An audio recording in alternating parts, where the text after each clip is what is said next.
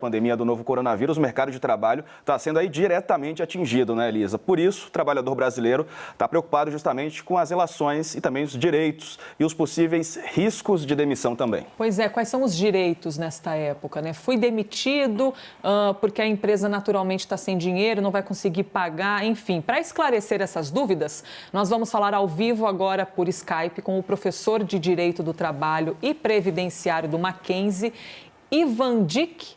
Daqui a pouco você me corrige, hein, professor? Ivandik Rodrigues, falei certinho? Falou certinho. Ivandik Rodrigues. Bom dia a todos. Bom Obrigado dia. pelo convite. Bom dia. Obrigada, gente, pela gentileza de conversar aqui com a gente. Vamos, então, ao assunto, né? Quais são os direitos que o trabalhador tem ao ser diagnosticado? Primeiro, o trabalhador ficou doente, né? Está com a Covid-19. Quais são os direitos que ele tem? O que ele pode exigir do patrão, do chefe? Bom, a gente precisa dividir essa situação em duas. Um direito que ele vai requerer junto ao INSS, por conta da condição de enfermidade que ele adquiriu, e, num outro momento, a relação com o empregador, havendo a necessidade de se verificar se esse contágio aconteceu por causa do trabalho ou não e quais foram as condições em que, eventualmente, ocorreu a demissão ou afastamento. Com relação ao INSS, ele vai poder requerer um auxílio-doença, um benefício que substitui a renda do trabalhador durante o período que ele está doente, pelas diretrizes que foram publicadas pelo INSS recentemente, não haveria nem a necessidade desse trabalhador ser submetido à perícia. O atestado privado do médico já seria o suficiente para que a perícia indireta do INSS fosse feita e esse trabalhador já seria imediatamente afastado. O empregador nem teria a necessidade de pagar os 15 primeiros dias, caso se constate que essa aquisição da Covid-19 se deu por conta do trabalho. Se a contaminação se deu por conta do trabalho, surge uma responsabilidade do empregador, né? Seria necessário ver se o empregador cumpriu com as medidas de saúde e segurança do trabalho necessárias para evitar aquela contaminação. Se não cumpriu, aí, consequentemente, além do auxílio-doença que ele vai receber do INSS, é possível também, num outro momento, pleitear uma indenização com relação ao empregador. E até mesmo a discussão aí se haveria justa causa do empregador ou não para, enfim, atender esse trabalhador aí. Professor Ivandik, estou aqui com o computador, vou mostrar aqui para o Glênis, para ele mostrar para o pessoal de casa também, o site da CNN Brasil, uma reportagem de ontem, o Senado aprovando dispensa de atestado médico para o trabalhador com coronavírus, né? Reportagem que está lá no nosso site, você pode acessar e conferir. Quer dizer, se o trabalhador tiver só com sintoma, ele já pode então ficar em casa sem o atestado, é isso? Na verdade, o serviço de atendimento ele está sendo feito através de meios de teleatendimento, né? Então, existe um telefone que você pode ligar, esclarecer dúvidas, é possível que o SUS encaminhe um agente de saúde até a sua casa para que você não tenha necessidade de comparecer ao posto médico, evitando assim o contágio, e havendo a presença dos sintomas, essa pessoa entra como caso suspeito e automaticamente já não haveria necessidade de comparecer ao trabalho, evitando assim uma possibilidade de contágio. Pois é, esse projeto foi aprovado no Senado, agora espera a sanção do presidente, né, assinar lá para começar a valer, portanto, sem precisar do atestado.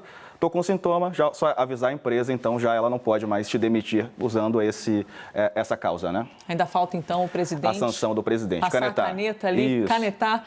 Professor, uma dúvida, para a gente esclarecer, suponhamos que tem alguém assistindo a gente que não sabe, assim, de que maneira eu vou atrás de um advogado, uma pessoa que não tem condição, não tem dinheiro, só para a gente esclarecer isso, que para algumas pessoas é tão básico, mas muitas vezes para outras isso não é tão claro.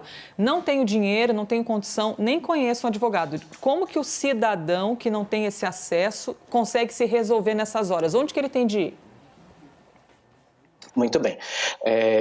Com relação ao INSS, havendo a necessidade de judicializar alguma demanda, ele pode tentar a Defensoria Pública da União. É um serviço de defensoria que a União disponibiliza para os cidadãos exatamente nos casos em que a União está envolvida. O INSS é uma autarquia da União.